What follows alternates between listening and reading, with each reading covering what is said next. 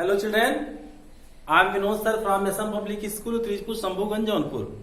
तो बच्चों आज हम क्लास 12th के मैथमेटिक्स के अंतर्गत जो आपका अध्याय है रिलेशन एंड फंक्शन, उसमें आज हम रिलेशन के बारे में अध्ययन करेंगे। तो बेटा आप पिछले वीडियो में आपको हमने बताया था क्रमित युग्म और कार्तीय गुणन, क्रमित युग्म और कार्तीय गुणन, और इसकी हमने एक्सरसाइज दिया था, लेकिन कोई भी स्टूडेंट इसको सॉल्व करके नहीं दिया है। तो जो एक्सरसाइज दिए हैं उसको सॉल्व करके डाल देना आज ही, और जो क्वेश्चन उसमें न समझ में आए उसको हम सॉल्व करा देंगे कल, जिससे हम उसके सॉल्यूशन को डाल सकें। तो ये आप कर लीजिएगा, और ये संबंध को आप आगे देखिए। तो संबंध के बारे में जब हम बात करेंगे तो उसमें एक बात आएगी उपसमुच्चय की। उपसमुच्चय क्या है पहले इसको देख लीजिए। ये दो समुच्चय ए और बी इस प्रकार हो कि ए के सभी अवयव बी में हो तो ए बी का उपसमुच्चय कहलाता है। ये दो समुच्चय ए और बी इस प्रकार हो कि ए के समस्त अवयव बी में अवश्य हो, ए के सभी अवयव बी में हो तो ए को बी का उपसमुच्चय कहते हैं। जैसे A is equal to A B C और बी इज इक्वल समुच्चय B is equal to A B C D.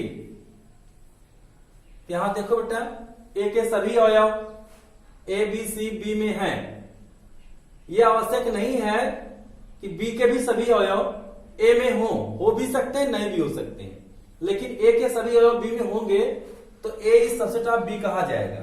ए उपसमुच्चय होगा बी का, ये उपसमुच्चय का चिन्ह है। इसे हम सबसेट अंग्रेजी में बोलते हैं, हिंदी में इसे उपसमुच्चय कहते हैं। ये उपसमुच्चय का चिन्ह है, उपसमुच्चय। तो उपसमुच्चय की बात आएगी अभी। अब देखिए एक बात और आएगी, जैसे ये उपसमुच्चय समझ गया, इसकी परिभाषा आप 11th में लिखे होंगे, पढ़े भी होंगे। उपसमुच्चय को थोड़ा सा हमने रिफ्रेश कर दिया। जैसे कोई एक समुच्चय है P, समुच्चय P में अवयव है ए बी। अब देखिए इसमें कितने उपसमुच्चय इसके बन सकते हैं। तो उपसमुच्चय बनाने का भी तरीका, जैसे कोई समुच्चय है P, इसके कितने उपसमुच्चय होंगे। तो हम ऐसे समुच्चय इससे बनाएंगे कि जिसके समस्त इसमें हो तो वो सभी उपसमुच्चय होंगे। एक तो आप समझ लीजिए कि फाई सबका उपसमुच्चय होता है, फाई सबका उपसमुच्चय होता, तो फाई भी इसका एक उपसमुच्चय है। अगर हम एक समुच्चय बना दें, एक सिंगल अवयव लेके ए, कोई एक समुच्चय बना दें तो ए जो है इसका उपसमुच्चय होगा, ये समुच्चय भी इसका उपसमुच्चय होगा क्योंकि इसके सभी अवयव इसमें हैं। एक समुच्चय हम और बना सकते हैं बी लेकर के, इस समुच्चय के भी सभी अवयव इसमें हैं, तो ये तीनों इसके उपसमुच्चय हो गए।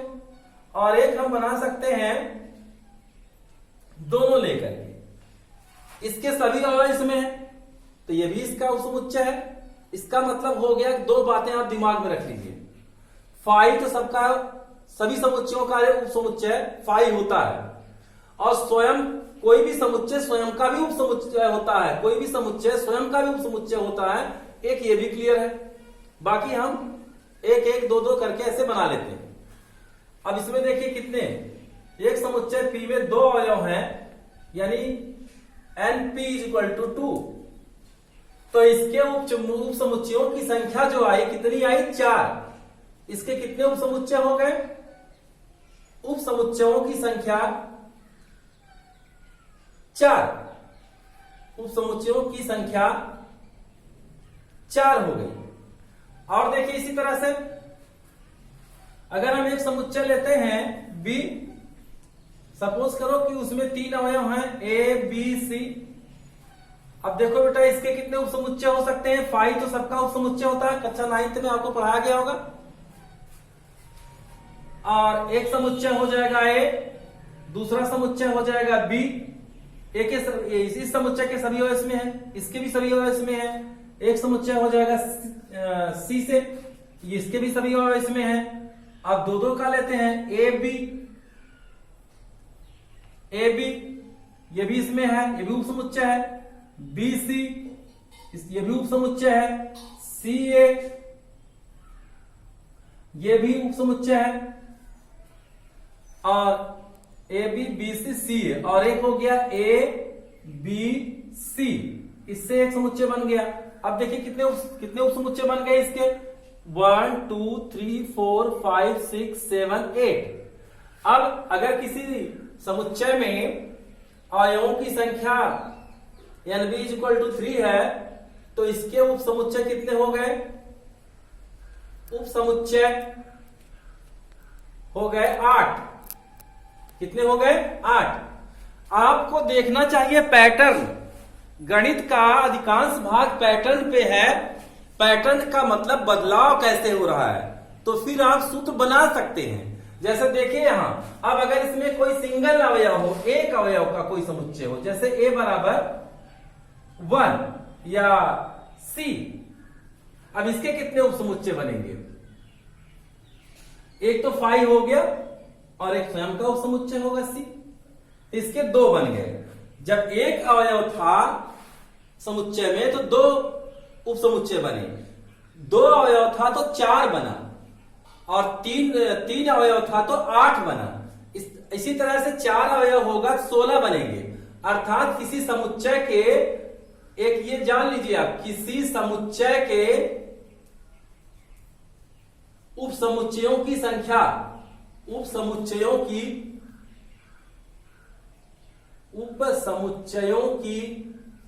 संख्या बराबर हो जाएगा 2 पावर n। ये सूत्र हो गया, यदि उसमें n अवयव है, यदि उसमें n अवयव है। अगर उसमें किसी समुच्चय में x अवयव है तब हो जाएगा 2 पावर x। किसी समुच्चय के उपसमुच्चयों की संख्या, जबकि अवयवों की संख्या x हो, जबकि अवयवों की संख्या x हो, तब हो जाएगा 2 पावर x। ये हम रिफ्रेश कर रहे हैं, आप 11th में पढ़ चुके हैं, ये मान के हम चल रहे हैं। तो अभी देखिए, जिसमें 2 अवयव थे तो 2 पावर 2 अर्थात 4 हो गया। जिसमें 3 अवयव है तो 2 पावर 3 = 8 हो गया। जिसमें 4 अवयव है 2 पावर 4 = 16 हो जाएगा, 5 रहेगा। तो इसी तरह से बढ़ता जाएगा, 32 ऐसे बढ़ता चला जाएगा। तो अब किसी समुच्चय के उपसमुच्चयों की संख्या आप जान गए, उपसमुच्चय क्या है ये जान गए होंगे। अब हम आशा करते हैं कि आपके दिमाग में वो आ गया होगा, किसी समुच्चय का उपसमुच्चय। अब हम चलते हैं अपने मेन टॉपिक संबंध की तरफ। अब संबंध की परिभाषा आप लिख लें, किसी अरिक्त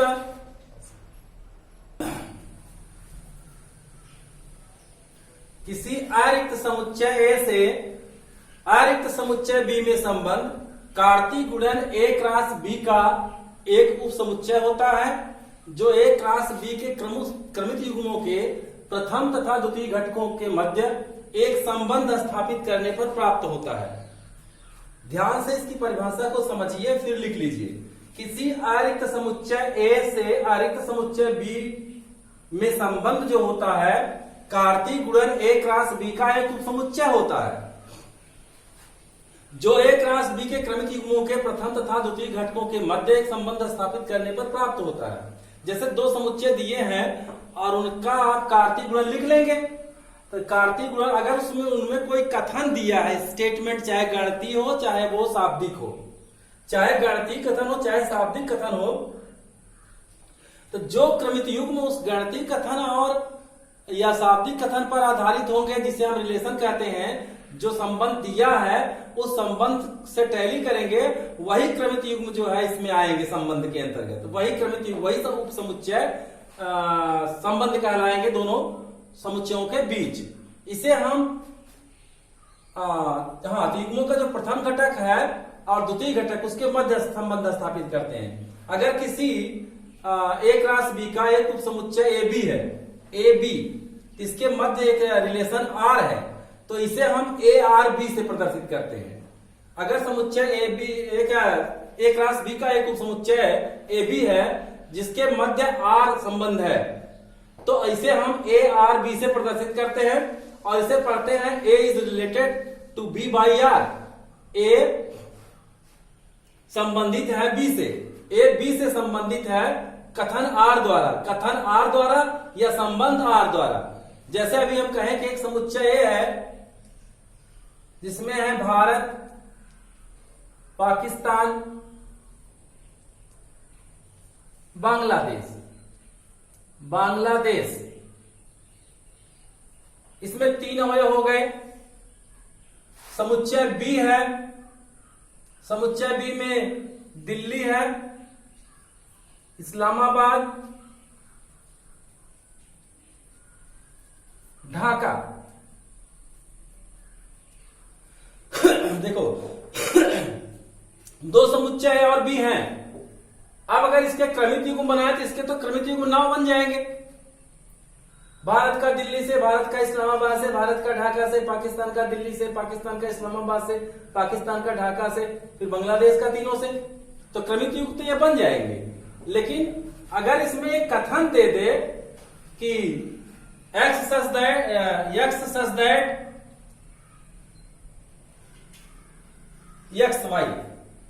Y such that, X Y belongs to, X belongs to A और वाई बिलोंग्स टू बी,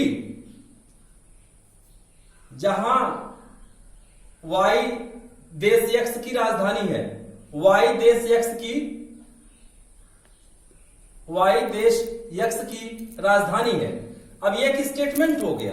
अब ये एक संबंध, इसे हम कह सकते हैं, इस संबंध के अंतर्गत अब इसमें कौन क्रमिक युग्म बनेंगे, वही संबंध कहलाएंगे। वही उप समुच्चय जो है, समुच्चय तो इसमें कई बनेंगे लेकिन उसका वो उप समुच्चय, ए क्रॉस बी का वो उप समुच्चय जो इस रिलेशन को सेटिस्फाई करता हो वही संबंध होगा। अब इसमें कौन हो जाएगा भैया, अब इसमें हो जाएगा भारत का संबंध किससे हो जाएगा, दिल्ली से, पाकिस्तान का इस्लामाबाद से, बांग्लादेश का ढाका से। तो अब इसमें जो क्रमिक युग्म बनेगा वो क्या बनेगा, भारत दिल्ली, पाकिस्तान इस्लामाबाद, बांग्लादेश ढाका। अब ये बन जाएंगे समुच्चय। अब यही इनका जो समुच्चय होगा यही कहलाएगा आर। तो किसी अरिक्त समुच्चय ए से अरिक्त समुच्चय बी में संबंध कार्तिक गुणन ए क्रॉस बी का एक उप समुच्चय होता है जो ए क्रॉस बी के क्रमिक युग्मों के प्रथम तथा द्वितीय घटकों के मध्य एक संबंध स्थापित करने पर प्राप्त होता है। तो जो द्वितीय घटक होगा इसका, किसी भी संबंध का जो द्वितीय घटक होगा वो प्रथम घटक का प्रतिबिंब कहलाता है।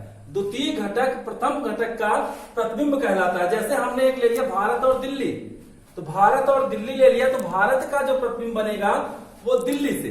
इसी को कुछ लोग दृष्ट चित्रण या प्रचित्रण से ही पढ़ाते हैं। जैसे समुच्चय के सभी अवयवों को यहां लिख लिया, भारत, पाकिस्तान, बांग्लादेश, बांग्लादेश। दूसरा ले लिया दिल्ली, इस्लामाबाद, ढाका।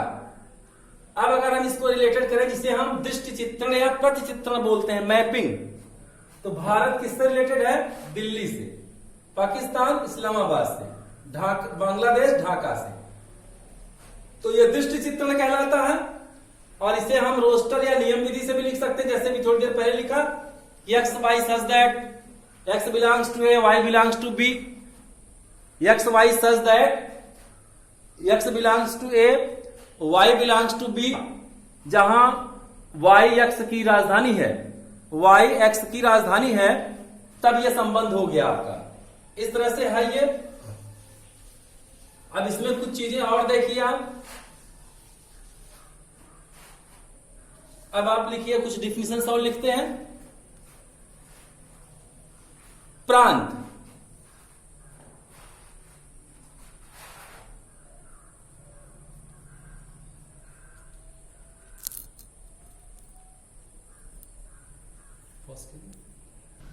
हाँ तो बेटा देखिए, ये चीजें, ये परिभाषाएं आप दिमाग में बैठा लें और ये हर समय आपको संबंध में उपयोग होंगी, इनको आप जानते रहिए। प्रांत, जिसे डोमेन भी कहते हैं, प्रांत या डोमेन। ए से बी में संबंध आर के क्रमिक युग्मों के सभी प्रथम घटकों का जो समुच्चय होगा उसे संबंध आर का प्रांत कहेंगे। जैसे हम एक संबंध बनाए और उसमें सभी क्रमिक युग्मों को हमने ले लिया जो उस संबंध में है, तो उसमें जो प्रथम घटक होगा सभी क्रमिक युग्मों का, उसका जो समुच्चय होगा वो डोमेन कहलाएगा, प्रांत। अब इस प्रांत का जो प्रतिबिंब होगा समुच्चय बी में, समुच्चय बी में जो प्रतिबिंब होगा वो उसका जो समुच्चय होगा, उसके प्रतिबिंबों का जो समुच्चय होगा वो परिसर कहलाएगा। इसको दूसरे शब्दों में लिखें कि समुच्चय ए से समुच्चय बी में संबंध आर के क्रमिक युग्म जो बनेंगे तो सभी द्वितीय घटकों के जो समुच्चयों का संबंध होगा आर का परिसर कहलाएगा। समुच्चय ए से समुच्चय बी में संबंध आर के क्रमिक युग्मों के सभी द्वितीय घटकों के समुच्चय को संबंध आर का परिसर कहेंगे। तो परिसर में जो अवयव होंगे वो डोमेन के प्रतिबिंब होंगे। अच्छा, एक है सह प्रांत। तो जो समुच्चय बी होगा, ए से समुच्चय बी में जो संबंध स्थापित करेंगे तो उसमें जो समुच्चय बी होगा वो सह प्रांत या कोडोमेन कहलाएगा, कोडोमेन या सह प्रांत कहलाएगा। अब जैसे एक एग्जांपल से इसे आप स्पष्ट कर लें, जैसे एक समुच्चय है ए बराबर 1 2 3 4 5 6, ये एक समुच्चय है, ये समुच्चय है और इसमें एक ए से ए में एक हमें संबंध स्थापित करना है, ए से समुच्चय ए में ही। तो आर जो दिया है, आर जो होगा ये संबंध, ये कथन होता है। कथन जो ए क्रॉस बी के अवयवों के मध्य संबंध स्थापित करता है, जो कथन गणितीय कथन होगा या शाब्दिक कथन होगा, वही आर कहलाएगा। तो आर ऐसा है कि R is equal to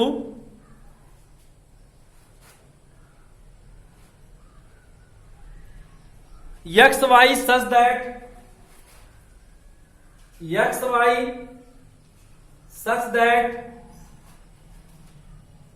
y is equal to x plus 1, ये कथन हो गया गणितीय, ये गणितीय स्टेटमेंट हो गया जो संबंध को निरूपित करेगा समुच्चय के अवयवों के बीच। एक्स वाई सच दैट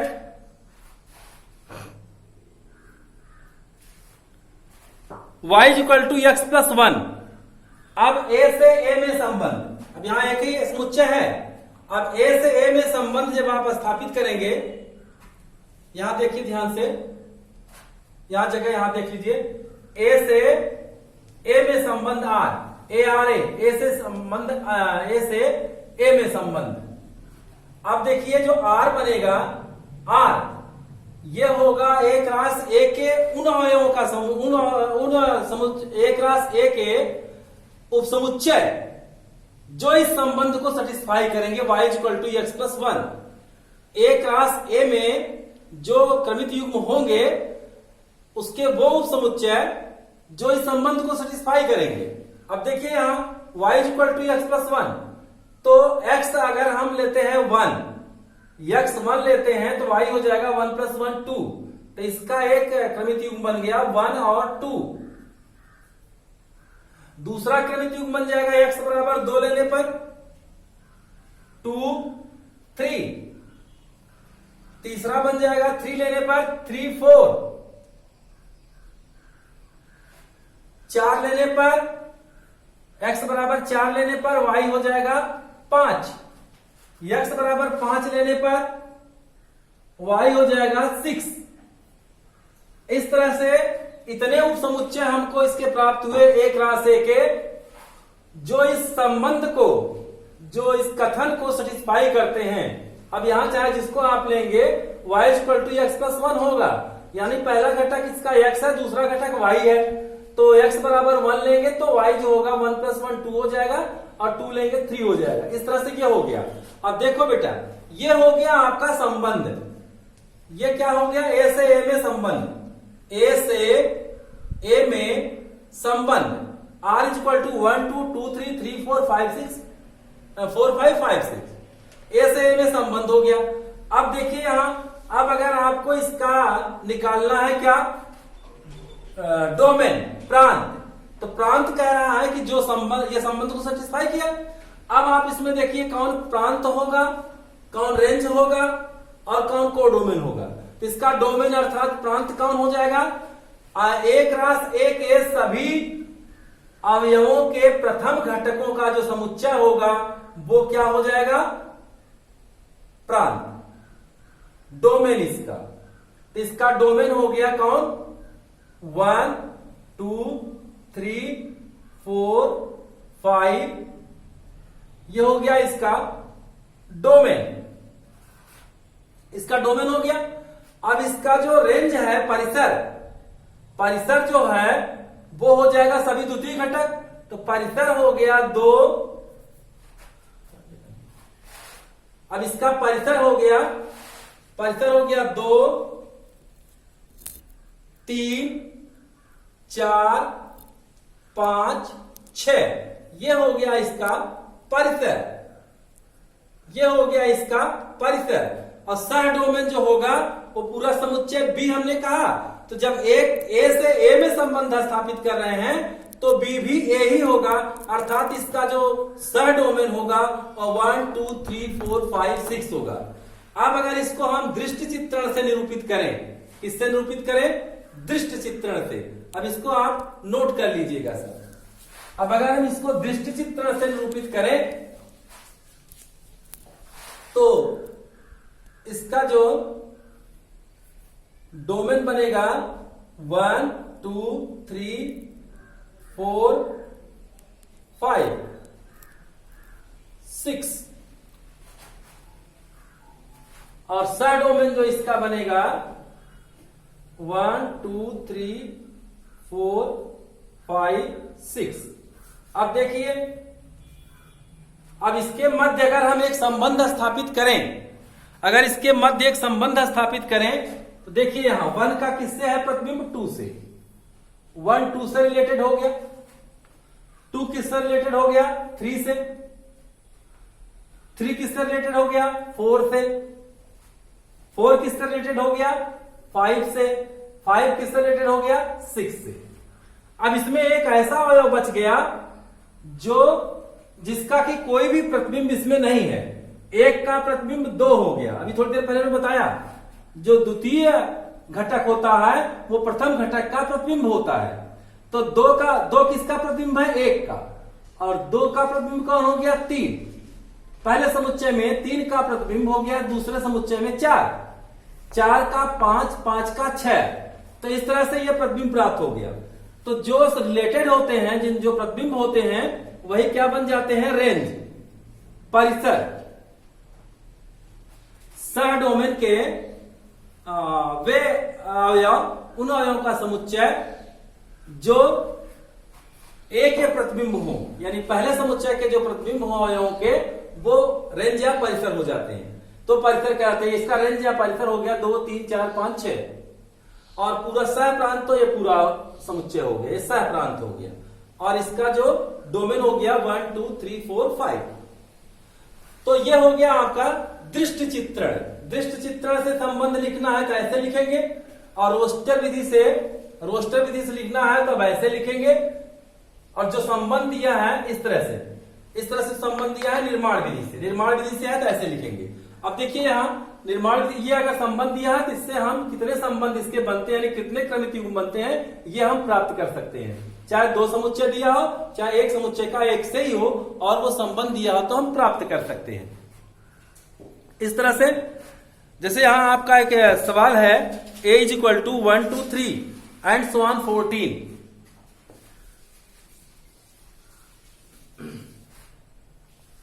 एक क्वेश्चन है, देखिए आपकी बुक का, a is equal to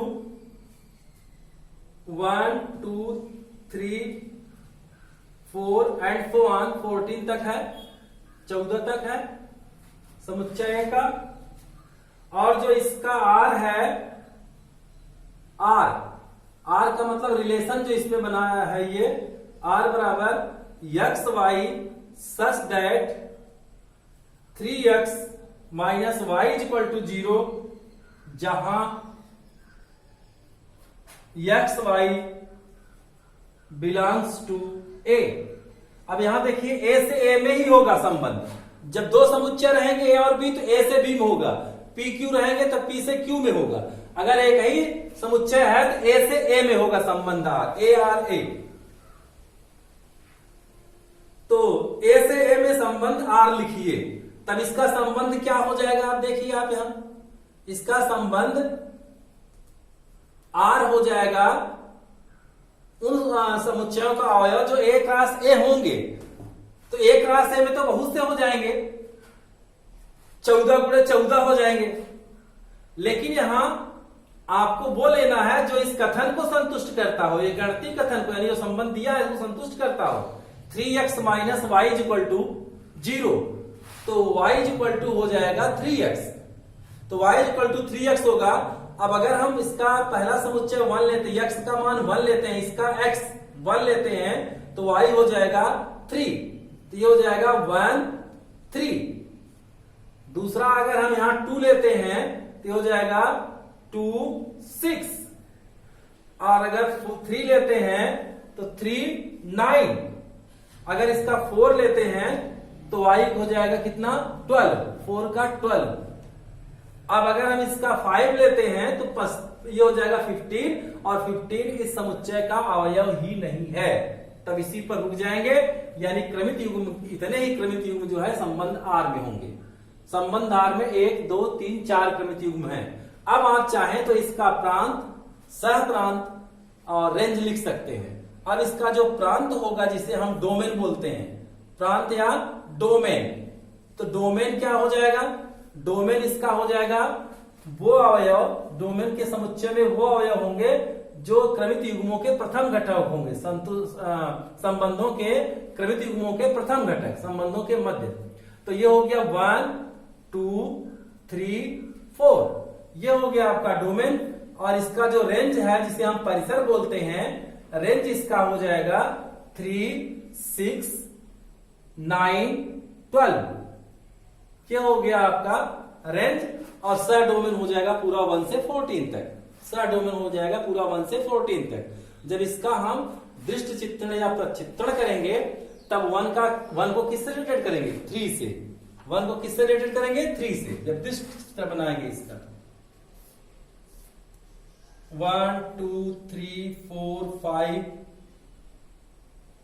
and so on 14, और यहां 1 2 3 4 5 6 7 8 9 10 11 12, ऐसे तो 1 का 3 से हो जाएगा, 2 का 4 से, 2 का 6 से हो जाएगा, 3 का 9 से हो जाएगा, 4 का 12 से हो जाएगा। इस तरह से ये हो जाएगा दृष्टि चित्रण 4 का 12 से। तो ये हो गया आपका डोमेन और पूरा सह डोमेन, और जो आपका रेंज होगा वो 3 6 9 12, ये हो जाएगा रेंज। इस तरह से आप इसको बना सकते हैं संबंधों को। अब आपको संबंधों के प्रकार नेक्स्ट वीडियोस में देंगे।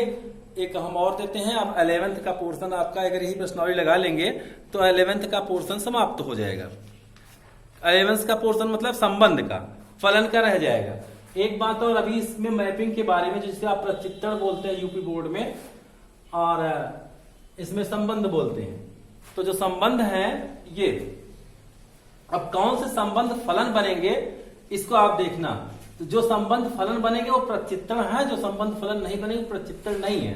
तो उसके लिए कंडीशंस है वो अप्लाई किया, बताया जाएगा आपको, सारी शर्तें लिखाई जाएंगी कि जो डोमेन है उसका कोई भी अवयव ऐसा नहीं बचना चाहिए जिसका कि कोई प्रतिबिंब ना हो। अगर ऐसा है तब वो प्रचित्रण नहीं है, यानी वो संबंध नहीं है। इसीलिए हमने पहले ही बताया था कि सभी संबंध फलन नहीं होते, किंतु सभी फलन संबंध होते हैं। यानी फलन बनने के लिए विशेष कंडीशन होगी। पहले आप संबंध को ठीक से समझ लें, तब बताएंगे कि कौन से संबंध फलन बनेंगे।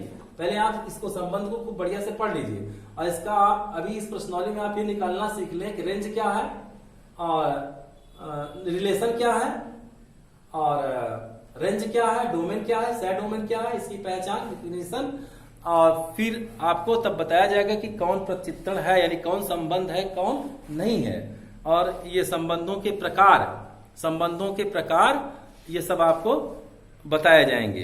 अब आपके हम 12th में चलेंगे कल से। अब ये प्रश्नावली का सवाल आपको हम देते हैं, इसको आप सॉल्व कर लेना, जो न आए फिर पूछ लेना। तब उसके बाद आपको संबंध पढ़ा के 12th वाला, तब फिर आपको फलन पढ़ाएंगे।